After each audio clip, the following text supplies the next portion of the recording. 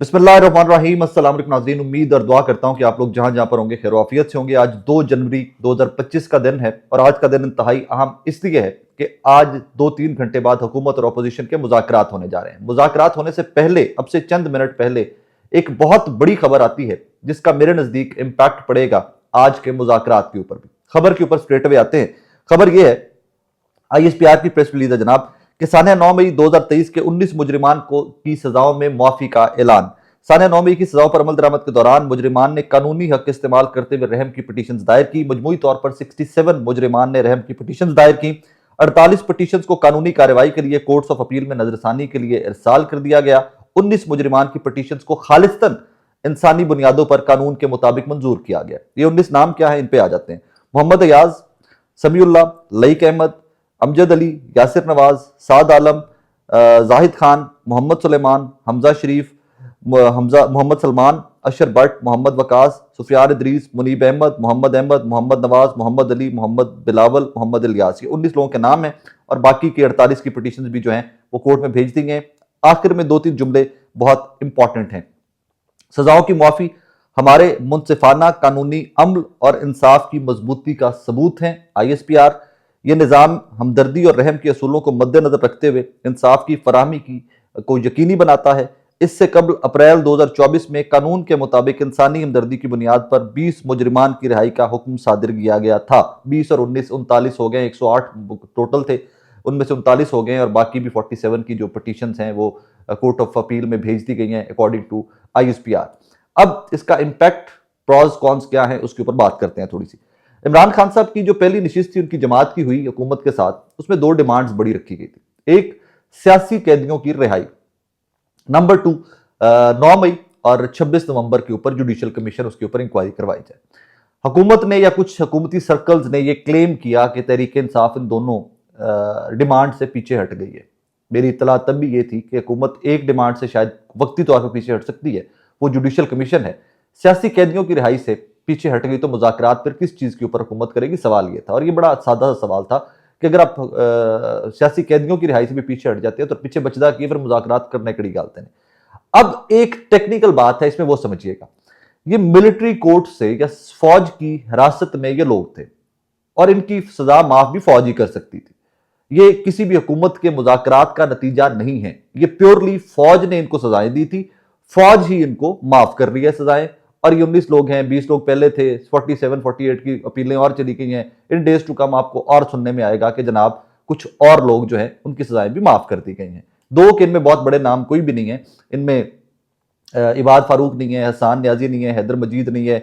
और मेरी जाती राय है कि हैदर मजीद या हसान न्याजी की गालिबन जानिब से कोई रहम की अपील दायर भी नहीं की जाएगी। मेरी जाती राय है, जितना मैं हसान को जाती तौर पे जानता हूं। 2, कि मैं आज भी इस चीज़ के ऊपर मुत्तफिक हूं, मैं इस चीज़ के ऊपर अड़ा हुआ हूं, मैं इस चीज़ के ऊपर कायल हूं कि हसान के साथ जो सजा दी गई है वो बहुत बड़ा जुल्म है। उसका जुर्म इतना बड़ा नहीं था कि आप उसको 10 साल कैद दे देते। हैदर मजीद के साथ भी जो सजा दी गई है वो बहुत बहुत बड़ा जुल्म है। खैर, सभी के साथ जो सजाएं दी गई है मिलिट्री कोर्ट से, मैं तो उनसे मुत्तफिक ही नहीं हूँ, वो बनते ही नहीं है। जमहूरियत के जो बेसिक आइडियोलॉजी है उसी के खिलाफ है मिलिट्री कस्टडी में रखना और मिलिट्री कस्टडी में सजाएं सुनवाना लोगों को। बहरहाल, दिस इज ह्यूज। अब इसमें एक बारीक सी बात है समझने वाली, वो है, हम सबको पता है इस हुकूमत को फौज लाई, मिलिट्री स्टैब्लिशमेंट लेके आई, उन्हीं की बैक्ड अप हुकूमत है, वरना इनके पास ना मैंडेट था, ना इनके पास वोट थे, ना इनके पास नंबर था कि हुकूमत भी बना सकते।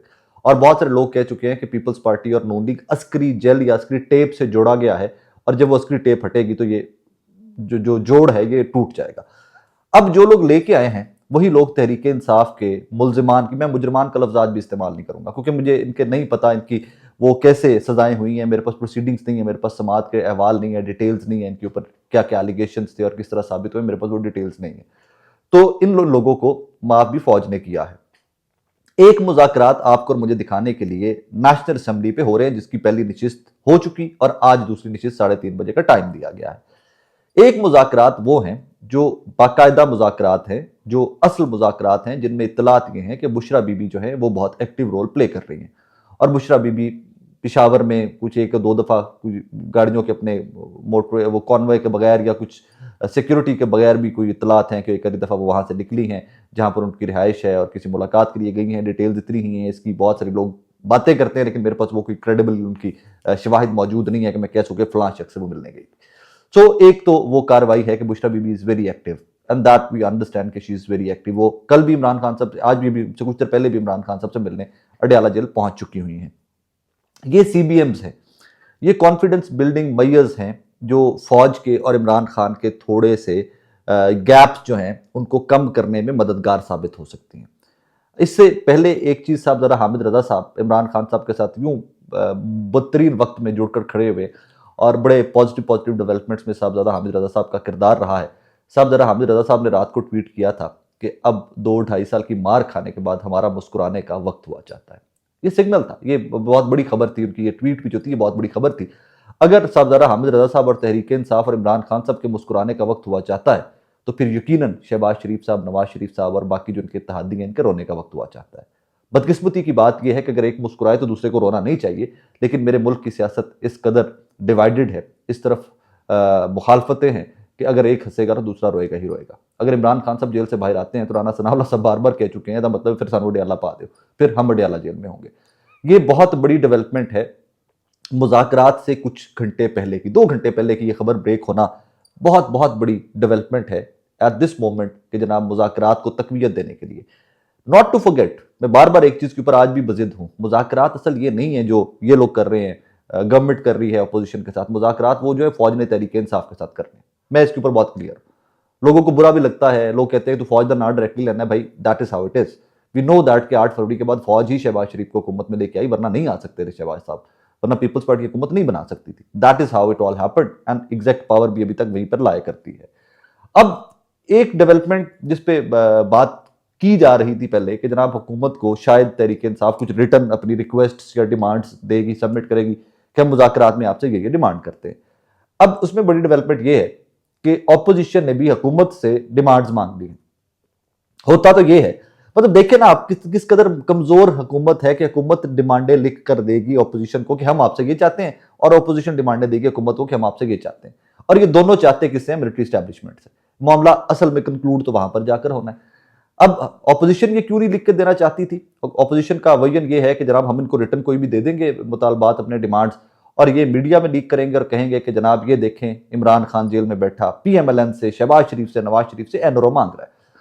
इसी के लिए मेक श्योर करने के लिए कि ये डॉक्यूमेंट्स कॉन्फिडेंशियल रहें या डॉक्यूमेंट्स को बाकायदा इज्जत के साथ प्रोसीड किया जाए मुज़ाकरात के अंदर, ऑपोजिशन ने भी एक वाइज चाल चलते हुए, एक स्मार्ट मूव करते हुए उन्होंने कहा तुम सानू भी रिटर्न दो कि आप हमसे क्या चाहते हो। 2 मुतालबात 3 मुतालबात ऑपोजिशन के पहले ही सामने है। इमरान खान साहब की रिहाई, सियासी कैदियों की रिहाई, जुडिशियल कमीशन, 8 फरवरी के इलेक्शन के ऊपर कमीशन, ये चीजें सामने। हुकूमत की जानिब से क्या सामने आ सकता है, ये बड़ी बवानी चीज है। 2-3 मेरी अंडरस्टैंडिंग या कुछ थोड़ी सी इंफॉर्मेशन क्या है वो मैं आपके सामने रख देता हूं। उस पर हमारे एक दोस्त हैं हसन, वो लाहौर में सहाफ़ी हैं और बहुत बड़े बड़े प्लेटफॉर्म पे काम कर चुके हैं। रात को वो तशरीफ लाए हुए थे इस्लामाबाद, खाने पे हम लोग इकट्ठे थे, तो वहां पर यही बात हो रही थी। अब 2-4 सहाफ़ी जब इकट्ठे हो तो और क्या बात हो सकती है सियासत के अलावा। तो हसन के बकौल बड़ा अच्छा उन्होंने जुमला बोला। उन्होंने कहा यार इमरान खान को जिस तरह पहली दफ़ा पकड़ा गया था, जिस चैलेंजेस का सामना था हुकूमत को, मिलिट्री स्टैब्लिशमेंट को उनको गिरफ्तार करने के लिए, ये इमरान खान को अब रिहा कर दे तो दोबारा गिरफ्तार करना इनके लिए तकरीबन नामुमकिन हो जाएगा। उसके बाद ये गिरफ्तार ही नहीं कर सकेंगे इमरान खान को। इतने हज़ारों लोग, लाखों लोग इमरान खान के इर्द गिर्द जमा रहा करेंगे, उसके घर के, जहाँ ऑफिस के, जहाँ पर भी खान साहब हुआ करेंगे।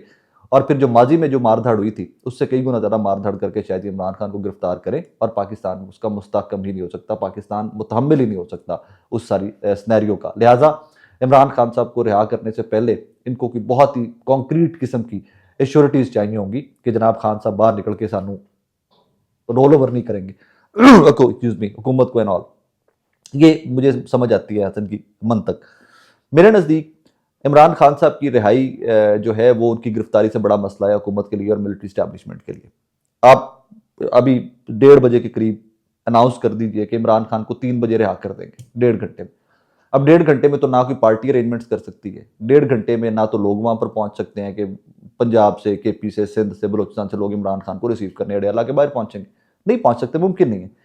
फिर भी लिख लीजिए, मोटरवेज बंद कर दीजिए, रास्ते बंद कर दीजिए, सिर्फ इस्लामाबाद, पिंडी, चकवाल, अटक, जो इर्द गिर्द के अजला हैं अडयाला जेल के, यहां से अगर लाखों लोग इमरान खान को रिसीव करने 1.5 घंटे के नोटिस पे ना पहुंचे तो इमरान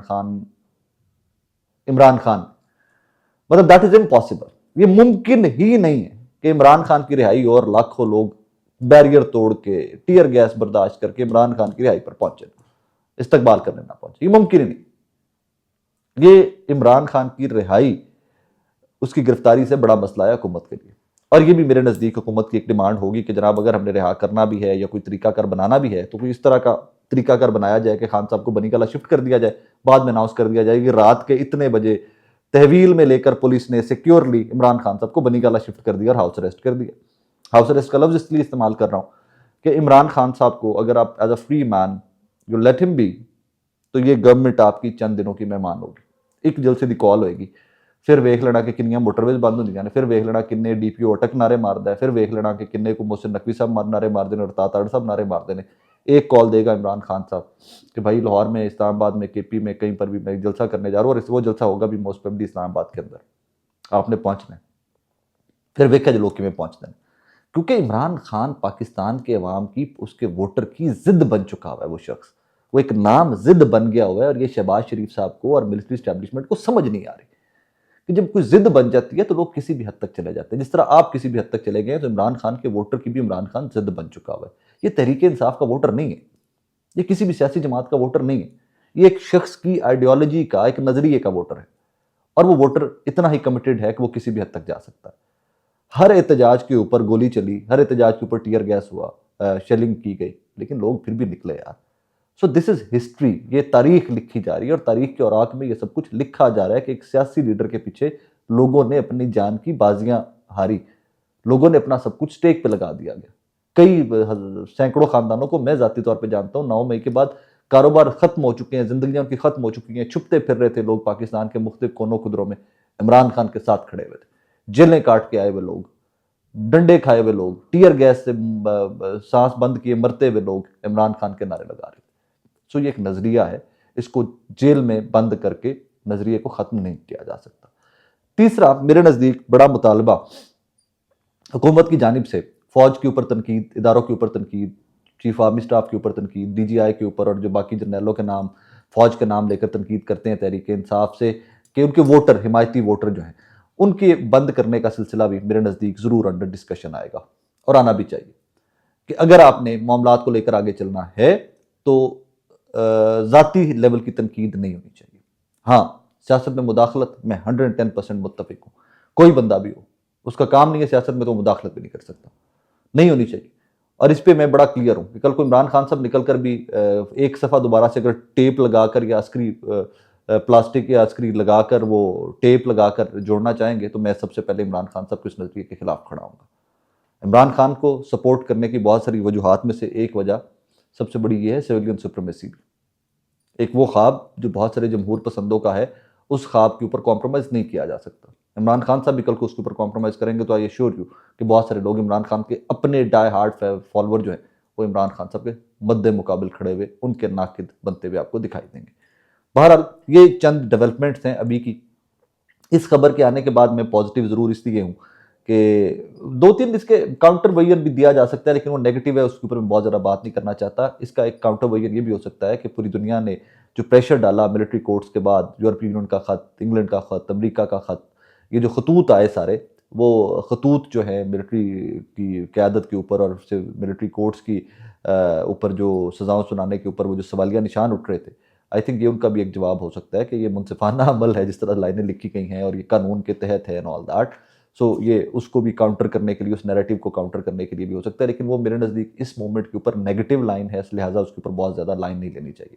आपको और मुझे पॉजिटिव रहना चाहिए, दुआ को रहना चाहिए कि अल्लाह करे कि पॉजिटिव डेवलपमेंट हो, कोई ब्रेक थ्रू हो, पाकिस्तान आगे चले।